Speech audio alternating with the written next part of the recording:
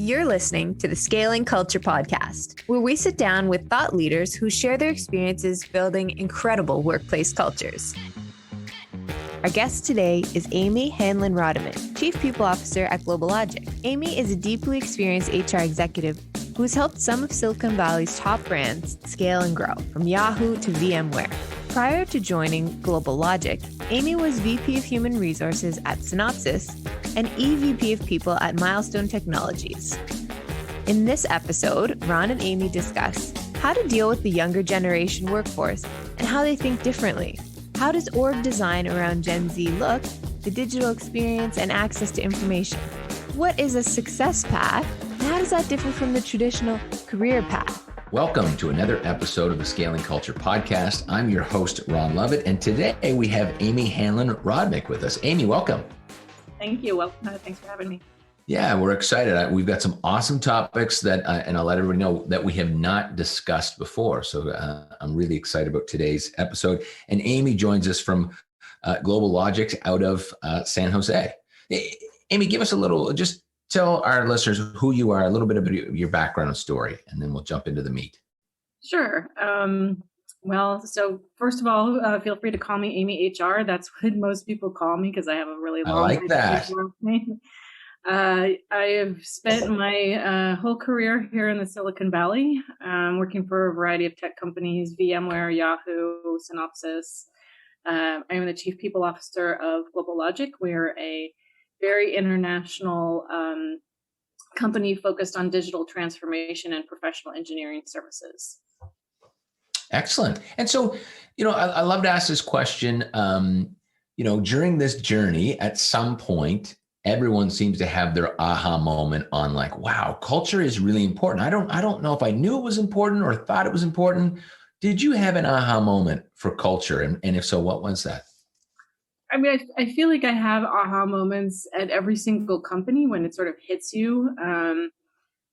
Very early in my career, my very first role was at a company called Ink2Me back in the 90s. It was a hot startup that was in the search space pre-Google. And we had a very young group of folks, and we had water fights every day, and we had a lot of fun. And I didn't realize that we were creating a culture until later when it was more mature and I was conducting new hire orientation. And I realized just how important it was to explain the water fights, not because of, it had any significant impact. It was just, this is who we are as a culture. We're fun loving. We're carefree, and we want to make sure that we're hiring people that have that like-minded. So I think that was the first moment it sort of hit me. But It hits me at every single company. There's usually a moment where it's like, that's the culture right there. And back to that culture for a second, was it, it sounds like fun, but was it all business too? And did it just stop at the fun stuff or not? Was that team able to deliver results too? Oh my goodness. We were the definition of work hard, play hard. Which was mostly just a bunch of, college students, fresh out of college. I was, 24 years old, and we were just getting started. We were all broke and, just working for the pure joy of what we were doing and having a lot of fun. And the water fights started because we'd been pulling 12, 14-hour days, working on our product. And the engineers just needed to blow off some steam. So they came up and attacked me and a couple of other colleagues with these giant water guns. And it was like, what the heck? What's going on? And it just turned out to be something that just became a regular occurrence every Friday. I knew I was going to go home soaking wet, but that was the way that they were releasing pressure because we were working so hard. And it was just a great way to bond with the engineers and everyone else as well. That's interesting. So you and I spoke previously about the different generations and younger generations. And, I want you to explain what you had shared with me about, really tapping into, and which generation is that? Which is the youngest one that you would explain? Gen Z. Gen Z. Yeah. Those are the ones that are right out of college right now. Oh, okay. So what are we talking about demographic? What is that age for Gen Z? And then talk to me about how you are today creating culture to lean into Gen Z, because some people are saying, hey, Gen Z, they don't work hard. They this, they that. Let's talk about that. Yeah, sure. I mean, I think you've got the Millennials, which depending on which source you talk to, it's either starting in 1980 or 1985, kind of just depends. And then your Gen Zs are those that are, usually born around 2000. And we're starting to see, this group coming up now, right now, going through college and starting to come into the workplace. And while there's a lot of similarities with millennials and Gen Zs, there are some key differences as well. Let's talk about those. Yeah, I'd like to hear that. Sure. Yeah. I mean, I think the millennials, and especially if you have a lot of the older millennials, they grew up in an era where we didn't have cell phones as a regular thing. We were still using cassette tapes and DVDs, and the internet came about when they were maybe teenagers or middle school. So it was they were part of that technological evolution.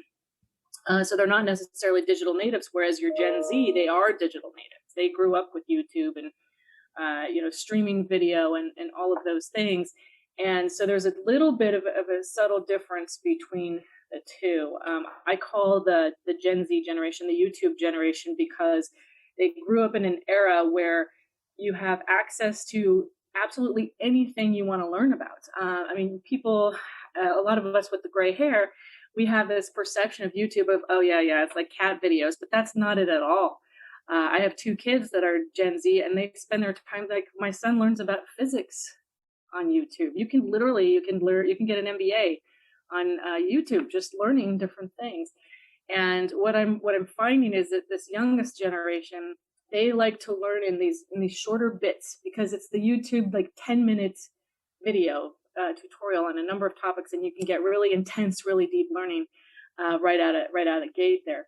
And with this digital native group, they have more of a demand for, give me the cutting edge technological product that's going to help me either learn or get access to information. So working with people who work off this device and they want Siri. So I'm trying to think, okay, how do I build the right tools and things for this generation that's going to talk to them, right? They want a solution where they can say, hey, Siri, what are my benefits? Hey, Siri, how do I get a class on Java, right? And I want something that I can watch in a streaming version and very quickly and learn something new. So as soon as you were saying that, the first thing that came to mind was, if you had an old school culture that is still, this command control, like, don't be on social media while you're at work. We have a policy around that. Like the Gen Z is just going to run. Like they're out. They're like, this is the weirdest place I've ever seen. Would that be correct? Oh yeah. And I've worked at companies like that. And I worry that, if they don't recognize that, look at what's happening by the year 2025, millennials and Gen Zs are going to be 75% of the workforce.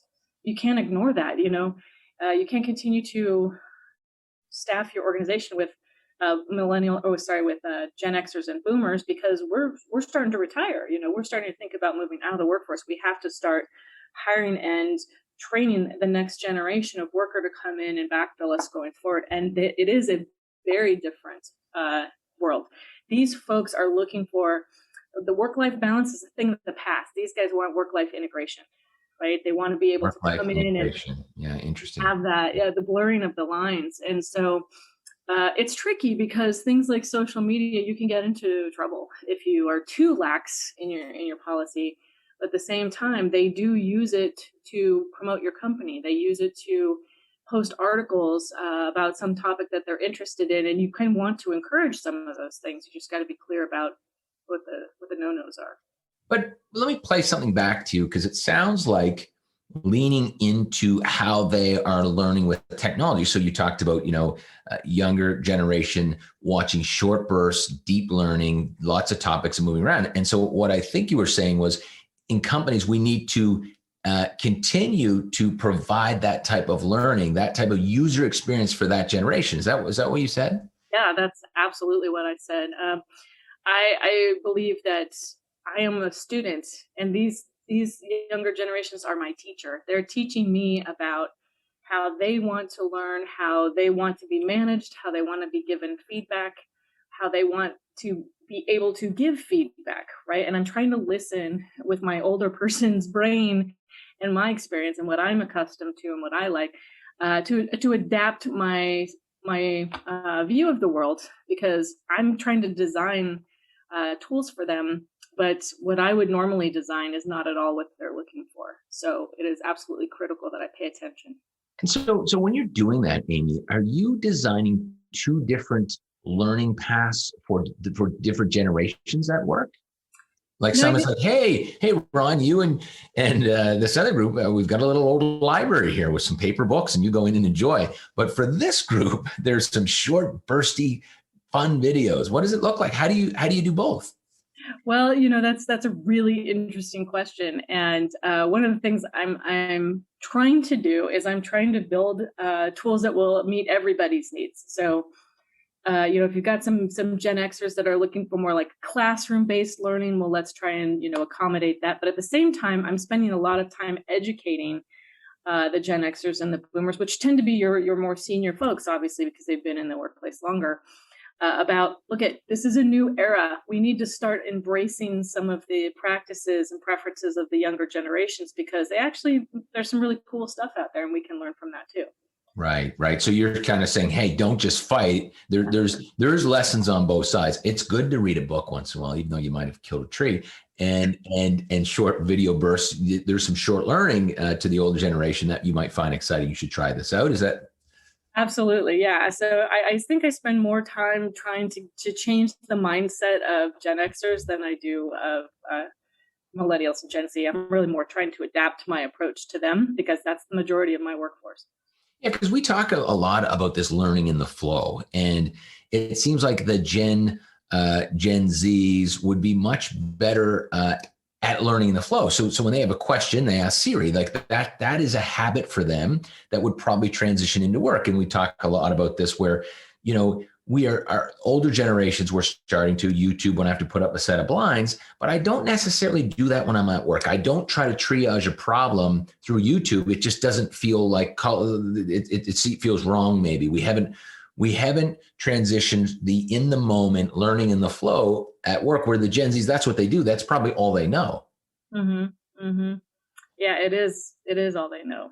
Interesting. And how important is purpose and culture to this generation? More important than it has been in the past? Less important? I would say it's more important. That's another thing that I've been talking a lot about with my executives is, when we were being brought up in the workforce, it was, you just go to work and you do your job, right? And you don't complain, and you put in a solid day's work. And that's how we were raised by our parents. A job worth doing is worth doing well. Not to say that the younger generations don't have that same mentality, but they're looking for something different in the workplace. They want to have a true meaning, a connection. It's important for them to feel like I believe in the company that I'm working for. I believe in their product and their purpose, but also I feel like this is a company that's giving back to the community, or not harming the environment. These things are very important to these generations. They're very altruistic. Yeah, they really are connecting, not just what is my connection with work today and how is this relationship going to work, but what's the impact with this company on my future? They're asking that question. They are, and more and more, when I'm running engagement surveys, I'm seeing engagement is mostly impacted by sense of belonging, right? By feeling like I'm getting meaningful feedback. I don't, of course, compensation always shows up on the radar. It does at every single company you work for. It doesn't matter where you are. But these are not the things that have the greatest impact on engagement. What they're saying is, I need to feel like my work has impact and purpose. I need to know that I'm here for a reason. I'm contributing. I'm making progress. I am part of the bigger picture, right? And I also need to know that I work for a company that cares about me and cares about others. Yeah, it feels like a time where companies really need to go back to the drawing board on purpose. Because the old, our purpose is to deliver excellent customer service, isn't doing it anymore. No, it's not. It's not at all. And you're absolutely right. That's why you see so many companies, they have like ESG departments where they're focused on corporate social responsibility and diversity, equity, inclusion, and sustainability. These are absolutely critical factors to be an employer of choice. So I'm going to throw this out there and let's test it, see how it lands. 1 to 10. My company, Vita Living, our purpose is revolutionize affordable communities. How'd I do? That's pretty good. Good. Excellent. That's good. I'm happy to hear that. That was dangerous. I tried that. We did this live. I want to talk about org design, because you mentioned that, and I didn't even know I couldn't even go down a rabbit hole. I drew a blank when you said, designing an organization to lean in to this generation. Tell us more about that. It's when we talk about org design, you think about your traditional hierarchy, right? We've sort of gone back and forth with workplace design and hierarchy in the last 20 years or so. We started off as everybody gets an office. There's a very solid hierarchy and a chain of command, and you have to kind of work your way up the ranks. And then we went through this period where we moved to cubicles, and we were sort of flattening the organization, but it wasn't really that flat. And then it was this open space design where you have mobile desks that you can kind of move around. I worked at Yahoo, and we had that design, and it was really cool because you could almost have scrum teams get together and move apart, and it was a very mobile setup, and you have a very flat organization. And we still find that that's problematic too, because people need leaders. They need somebody to tell them, do this, focus on that. And accountability, guidance. Accountability and guidance, absolutely. And somebody to say, you're doing a good job, and to take the fall if something goes wrong. So I don't think we'll ever be in a situation where we don't have leaders.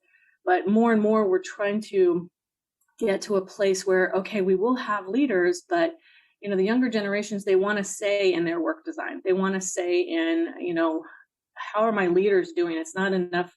In the past, we may have said, okay, that's my manager. I can't stand my manager, but oh well, that's what I'm stuck with. Now it's, okay, I'm going to hold my manager accountable. They're not behaving in the right way, or they're not motivating me in the right way, and I have a right to speak up and say and give that feedback. And I also have a right to say how I want to look at the organization, what works best for me. So it's I think it's becoming more and more fluid.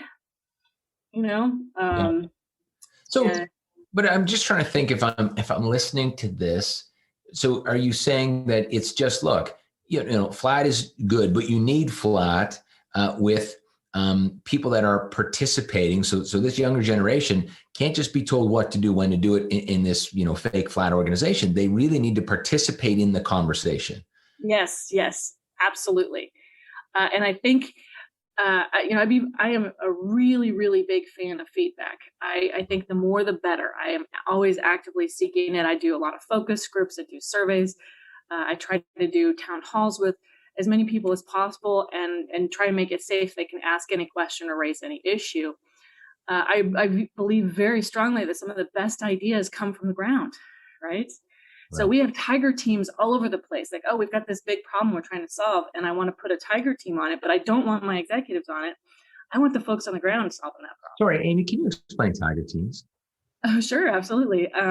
So I'm not sure exactly the origin of the tiger team, but I know how I use them. It's really a team that's put together to come up with some ideas on how to solve big problems. So I'll give you an example. COVID, right? COVID is a problem we've been working with for the last year, and there's so many questions that pop up right now. We're all thinking, well, how do we get everybody back into work at some point?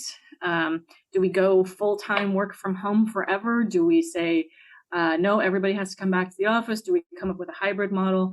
If you look at a hybrid model, then you've got, issues of, well, some people are remote, some people are on site. Do you have any kind of disengagement problems because of that? So I said, well, this is a really big issue. I can't tackle this myself. I put together a team of folks from representatives all over the world. I said, get together and try and come up with some ideas on how you could solve this problem. And it is a brainstorming group that gets together. They share ideas. They come out with a proposal. They bring it to senior leadership, and they say, this is the proposal that we have. And I've been using these for years, and we've got some amazing ideas that have come out of these. Very interesting. And, I was thinking back to our comment earlier too about, the org structure.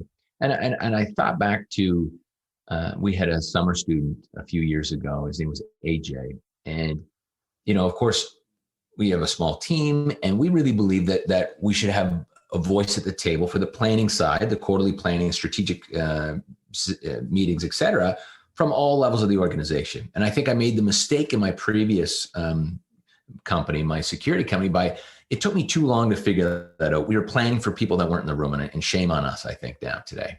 And AJ had said, what I love about this place is I get to be at the table, and I'm still willing to do, I'm going to call it the grunt work. I'm willing to do that, but I get a voice here. What I don't think this generation has the appetite for is having to work for 10 years to get a voice. They don't want to wait for that, right? No, not at all. Not at all.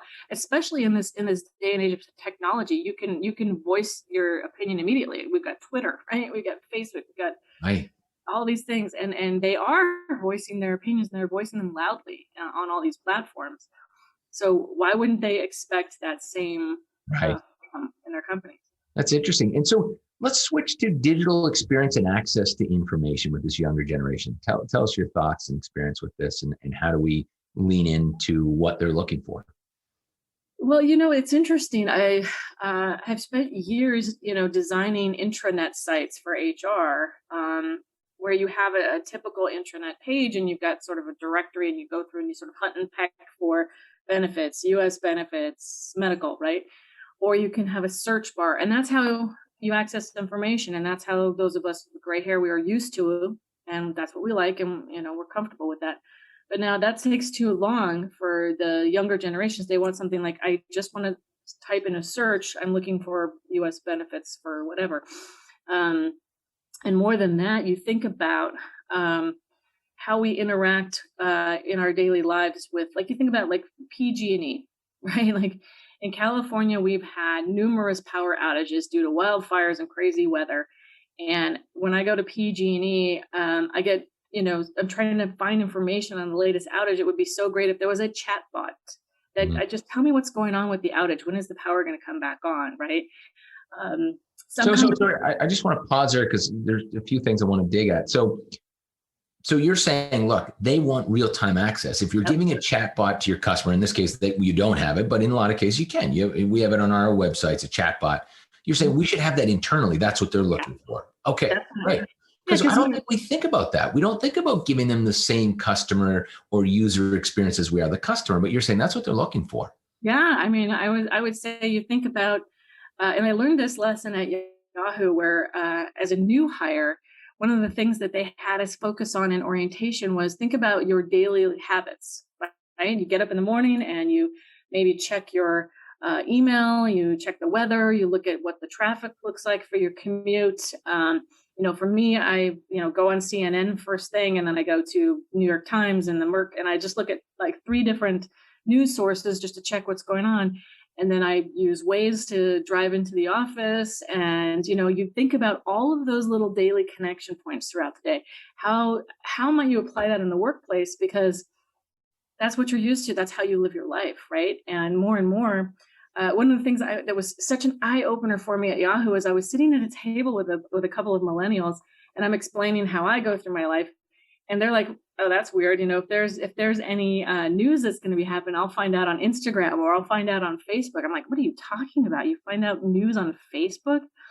And then the Boston bombings happened, and Reddit scooped all the press. Reddit had up-to-date information where there was some gentleman that was across the street when they were capturing the bomber in the boat, and he was giving play-by-play happening as was happening. So that was when I was converted, because I was like, wow. That was, as you said, you've had all these different aha moments, and here's a new one. Yeah. It was like they're onto something. These younger generations, they're onto something. This is real time, and this is crowdsourced information. This is unfiltered. Exactly. And so how can we create, not only a source where you can get information real time, either via chat bot or some sort of a, AI infused tool, but also maybe create some sort of crowdsourced piece, like, oh, I had this question and this is the answer I got, a la like a Reddit type thread. So I'm thinking about how do I incorporate some sort of AI tools and social media tools in order to create the best possible experience for my people. I love that. I don't know if this is possible. We use an app called talk.to. It's got this little parrot on. It's a really cool company. It's a chat thing. And now we answer it. I can answer a chat on our real estate website and it'll say, my name's, probably shouldn't say this, I'll say it's Tom for this, in case someone's listening. But it's me. I'm literally having conversations with people. I love it. But as you're talking, as we're building out kind of a Vita University and an LMS for our frontline leaders, and I feel like we should have that chatbot in there. Whoever's kind of leading that learning development team can chat right away when someone gets on there and guide them. That is just, I love this. I think that's incredible. So let's go to success paths, because you said these were your words. They don't like career paths, they like success paths. What is the difference, and what does that mean? Well, success paths is actually a term that was coined. I can't remember who came up with it. It might have been me, or it might have been one of my team members. But let's say it's you. I'm going to give it to you. Sure, I'll take it. HR success path. You own it now. I own it. Yay. It might have been me. I honestly can't remember who came up with the idea, because we work very collaboratively over here. We were talking about, we have sort of an interesting setup here where we're deploying people on projects, very much like a large consulting firm, where you might go work on a project with, say Google, or go work with whoever. Hire your team. Sure. They work on these big projects, and then you might work for a year on a project, and then you get transferred to another project, and then you go over here. And what I was thinking is, it's not so much a career path, it's a success path, because a career path implies that you're sort of in a role, like maybe you're in QA engineering and you just kind of keep going and going up the ladder. But really, I mean, we got rid of that, traditional career ladder a long time ago. And you could go up over here and then go to the side and go try something new, and then go up again. Maybe you go back. I mean, it's like a zigzag, just depending on what you decide to do in your career. I mean, I've done that myself, where I've gone lateral and then I've gone up and then I went back, and then I just, because I wanted to try different things. So it's really about success, and like, how do you find your true success? Because you could start in engineering and end up in HR. Yeah. I love that. I wasn't sure when you mentioned it. I just thought it was just a new word, but it's not just a new word. You're saying that, look, people's experience are, to your point, you start here, and it's not just, an upward trajectory anymore. It's about, companies are changing so quickly. So how do you connect your own success to the success of the company, right? That's the path, right? Yeah. And that would look differently tomorrow than it did yesterday, et cetera. And so I love that. So do you guys have conversations? What is, if I'm entering, the workplace with you, what is it? Is a conversation? Look, Ron, here we have success paths. So let's talk about that. What does it mean? And how do you connect? How does it play out? Well, it's a part of it is under development right now. I've got some really great programs that have already been designed in all of the regions. I'll give India as an example. India does a really fantastic job of displaying like individuals and what their success path has looked like before, where they, hey, they started the company, 14 years ago, and this has been their trajectory, and it looks very much like a, zigzag in terms of getting them to where they are. And now we just recently, within the last couple of months, coined this new term, success path, which is what we're trying to build out going forward, because we're trying to take all these great ideas from the regions and pull them together to create a global philosophy and global strategy around how do we develop the careers of our great employees, and also show them maybe opportunities. Like, you might be sitting in India, but guess what? There's an opportunity in Poland. Maybe you want to go try that out for 6 months, or maybe you want to, we're in a virtual environment. There's no reason why you can't work on a project that's thousands of miles away. Amy, I think you're onto something, because you're right. Success, I mean, the word success is too broad. 20, 40 years ago, it meant success just was a higher paycheck and a bigger title. That is not what it means today. That could mean different project, different country, different team, different leader. I love it. I think that that's going to be the future of companies. I'm writing that down. We are going to lean into that concept right away, because companies, again, are changing so quickly, and their version of success is different tomorrow. I meet my life partner and they want to move somewhere, and I can do that with the company. That's success, a new experience in a new place, even if I'm doing the same thing. So it's so broad and has such different meanings to different people. That's excellent. I love that. I think that you also think like there's career, but with the younger generations, it's not just careers. Like I said, it's this work-life integration. So it's the full life success, right? And it means different things to different people. And we want to bolt on things like, the community service and diversity and inclusion and sustainability and things like that to encompass all of that. So when you're creating your success path, these are the things we're thinking about. We're thinking, okay, well, it's not just about what are you doing in your day-to-day job. It's about how are you contributing back to the company? How are you contributing to the community? What ideas are you bringing in or taking out, right, to help the broader world? I love that. Amy, we've covered off some excellent topics, and I've learned a ton today. So thank you. But before we leave, is there anything else we didn't cover that you think that we should be talking about? I am right now. I'm really jazzed about AI and the future of AI. I have a friend who she's demoing. She demoed a product for me, and it is so slick. And it's it's really the future of AI for the workplace. And literally, it's hey, I want to send an offer to Ron, and then it's okay. Well, it's the offer's gone out. Oh, he accepted. Oh, I've just ordered his laptop. And this is all happening in like a matter of minutes. The laptop's ordered, the email address was completed. It's like completely automated behind the scenes. And I'm just like, this is the future for the internal workplace, is you take all of the tactical work and you get it as automated through an AI solution as possible. And it frees up time for like HR people, IT people to focus on strategy and to focus on like the big impact items. And it creates such an amazing experience for employees. And I know that AI is still in its infancy as far as like its evolution. We have ways to go, but it is just so impressive to me, the advancements there. So I love that, and I want to talk about this for a sec. But what is there a company that does that, or who delivers that service now? There's a bunch of different companies that are out there. It's that are working on this type of solution. I don't know who's going to take the lead in leading this charge here, but I know that there's a couple that are really cool. They're on the front line. It's the piece that I'm curious about is. You've got like a traditional chatbot, like let's say you go to, who has a good chatbot? Xfinity. Okay. Xfinity has a pretty decent chatbot, but it's limited because you'll go in and you say, oh, my internet is out. And they'll give you like immediate, like, okay, troubleshoot these things. It's like, okay, none of that is working. And then you have to sit there and wait for an agent anyways. Like, wow. It's like, okay, why waste my time? So I end up half the time I go on Xfinity, no offense, Xfinity. And I say, just give me an agent. Just give me an agent. And I just keep typing that until they give me an agent. Interesting.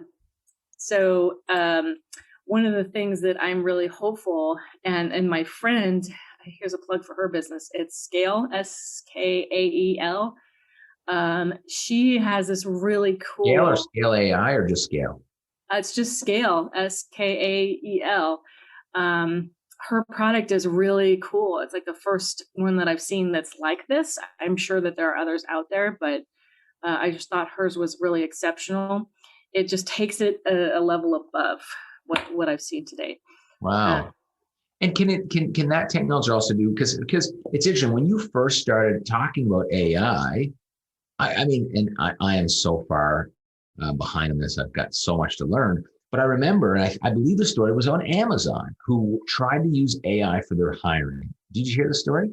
No. And so what happened was, as I heard, and I didn't read the article, by the way, but this is a story I heard, was Amazon used it to do their hiring. So the AI analyzed all the successful resumes and drew in all this data. And then what happened was some HR director looked at, they allowed the AI to filter out candidates as they applied, and then boom, they had like 0 women being hired because they took the old data, which was 85% men, so they just eliminated women. Mm-hmm. And so, but it was interesting at first when you were talking, I was like, oh, I kind of, my brain went to that story. But what you're saying, which just makes total sense, is how do we use AI to scale companies and take off minute tasks like order the business cards, order the laptop? Who wants to do this stuff? Versus strategic decisions, which what they did, they plugged AI in for a strategic decision, mm-hmm. right? And so I think what you're saying is there's a huge opportunity to allow people to be more strategic by plugging into AI for day-to-day A to get to B tasks, right? Yeah, and you uncover exactly what some of the issues are with AI is it hasn't yet been trained for bias, right?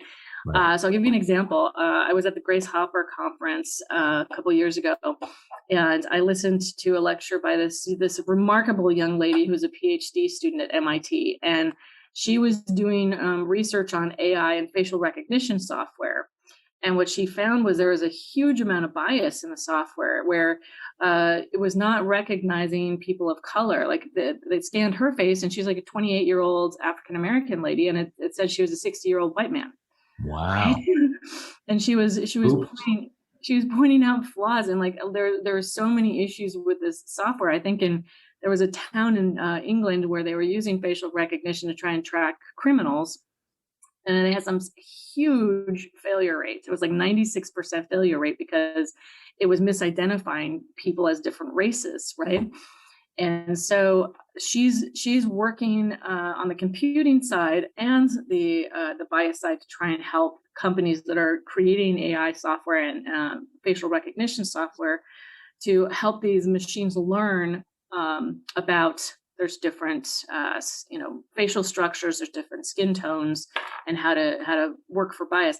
But these types of things, this is what I'm talking about. Like, these are the flaws in the system, and this is why it's not perfect yet. We've got a ways to go, but this is why it's called machine learning, because it learns from these things. Right. Wow. Well, look, Amy, I appreciate your time today. You've got such a wealth of knowledge to share, and so I'm excited that people get to listen to you, and lots of learning. I've learned a ton today. So, Amy HR, thank you so much for joining us today. Of course, it was a lot of fun. Thanks for having me. For more information about Amy, please connect with her on LinkedIn. For more information about the Scaling Culture podcast or our upcoming book or masterclass, Scaling Culture, go to connollyowens.com. And if you're enjoying the Scaling Culture podcast, please subscribe and share. We'll be back next week with another incredible guest.